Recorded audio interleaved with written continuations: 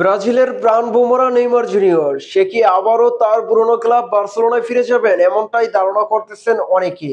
Spanish কয়েকটি গণমাধ্যম এই তথ্যটি তারা নিশ্চিত করেছে নেইমার জুনিয়র নাকি আবারও বার্সেলোনায় ফিরে যাবেন এবং সেটা হতে পারে আগামী বছরেই। বর্তমানে নেইমার জুনিয়র আল হিলালের সাথে ২ বছরের চুক্তিতে রয়েছেন এবং আল হিলালের সাথে যখন নেইমার জুনিয়র যোগ দেন তারপরেই ৫টি ম্যাচ খেলার পরেই তিনি পড়েন ইনজুরিতে। তার পায়ের লিগামেন্ট ছিঁড়ে যায় এবং তাকে অস্ত্রোপচার করানো হয়। প্রায় ১ বছর পেরিয়ে গেলেও নেইমার জুনিয়র এখনো পর্যন্ত মাঠে ফিরতে পারেনি। আর কবে নাগাদ মাঠে ফিরবে সেটাও এখন পর্যন্ত নিশ্চিত করে বলা যায় নাই। অনেকে ধারণা করতেছেন নেইমার এই মাসে না হলেও সামনের মাসে নেইমার জুনিয়র মাঠে ফিরবেন, কারণ সে বর্তমানে তার ক্লাব আল হিলালের সাথে অনুশীলনে যুক্ত হয়েছেন এবং তাদের সাথে অনুশীলন করতেছেন।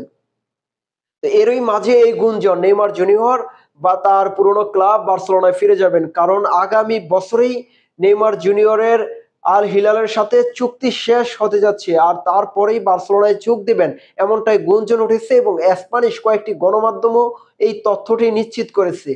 কারণ একটা বড় সুযোগ নেইমারের জন্য।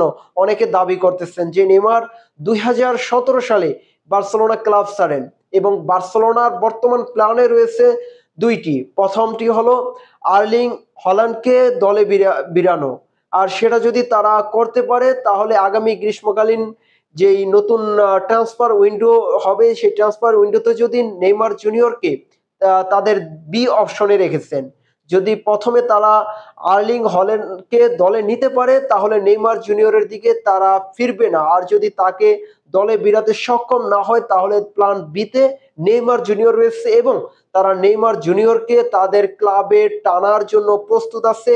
অর্থাৎ নেইমার জুনিয়রকে বার্সেলোনায় ফিরানোর জন্য তারা সর্বপ্রকার চেষ্টা চালাবে এমনটাই দাবি করতেছে স্প্যানিশ কয়েকটি গণমাধ্যম। ২০১৭ সালে নেইমার জুনিয়র বার্সেলোনা ছাড়েন, পরবর্তীতে সে পাড়ি জমান পিএসজিতে প্রায় ১৭ থেকে ২০২৩ সাল পর্যন্ত ৬ বছরের কেরিয়ার। তারপরে সে পিএসজি ছেড়ে মোটা অঙ্কের টাকায় বেতনে সে পাড়ি জমান সৌদি আরবের ক্লাব আল হিলালে। কিন্তু আল হিলালে এসে নেইমারের কেরিয়ারটা বা নেইমারের আর সময়টা খুব ভালো যায়নি। ৫টি ম্যাচ খেলার পরেই নেইমার জুনিয়র ইনজুরিতে পড়েন, এখনো পর্যন্ত সুস্থ হতে পারেননি নেইমার জুনিয়র। এর মাঝেই এমনটা গুঞ্জন। আর আমার নিজস্ব মতামত, নেইমার জুনিয়র যদি বার্সেলোনায় ফিরে তাহলে তার কেরিয়ারের শেষ সময়ে সেটা একটা সঠিক আহ সিদ্ধান্ত হবে এবং এটা সঠিক সিদ্ধান্ত বলে আমি মনে করি।